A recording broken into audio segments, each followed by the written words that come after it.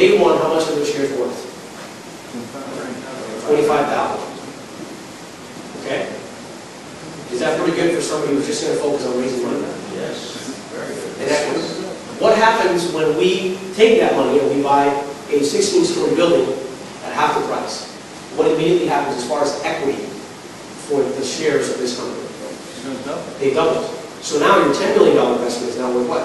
20. So if you have shares, and you have 20 shares, because you raise all $10 million, what happens?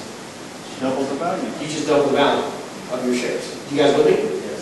So how much money? Somebody multiply for me. Give me a number. How much money can it be? 25 times 20 is 500. Which means that if we double the value, this individual has $1 million of potential. And that's only if we double the value of this fund. Do you think that incentivizes somebody to hustle and bring investors? Yeah. By the way, a private placement, 506, it costs about $30,000 to $40,000 in your property. So that's where the seminar guys charge you just to talk to you. But that's what you pay an attorney to actually put this in the proper way. Okay?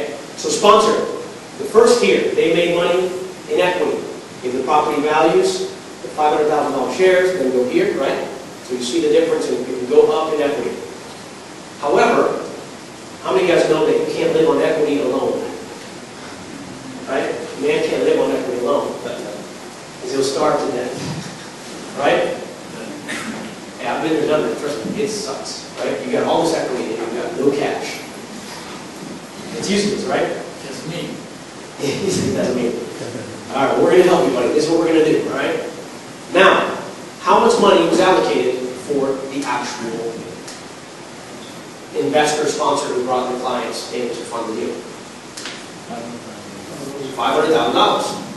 So somebody who brings $10 million could potentially get $500,000 the moment they perform and bring $10 million, in addition to $500,000 that they'll have an ownership of equity. Is that a good day in the office? He's like, what? Say it again, his eyes got big. All right, so if we're allocating $500,000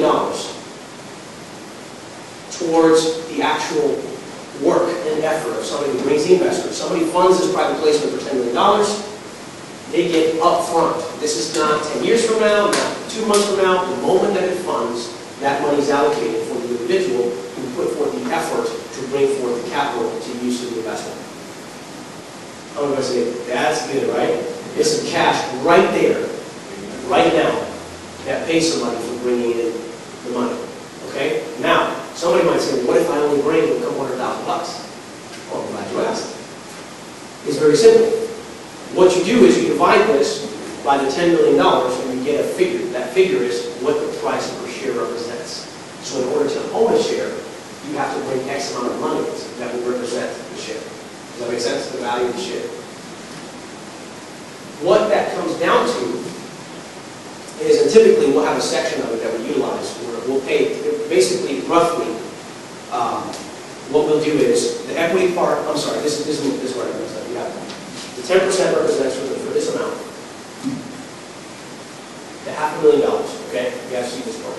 On this portion of it, when we get to the co-sponsorship portion of it, typically up front, when it's really paid out, it's 2.5%. Now, the numbers change bigger for the guy who brings the $10 million, okay? But when you're actually working in, let's say you brought a couple $100,000, technically what you're netting cash up front is 2.5% of whatever money you brought in. So if you bring a couple $100,000, you get a couple $1,000 coming in there plus a share. Okay, does that make sense? The guy that comes in and brings more is going to get a higher fee, obviously, with it, just based on the numbers from anything. So that's the only way that you can actually sub out your co-sponsors in one project, is because then you have to give, they have to have equity in order to get paid. If they don't have equity, they can't get paid. So typically what we do is we look for 1 or 2 guys that come in and you see how the spread works. Everybody with me so far? Any questions?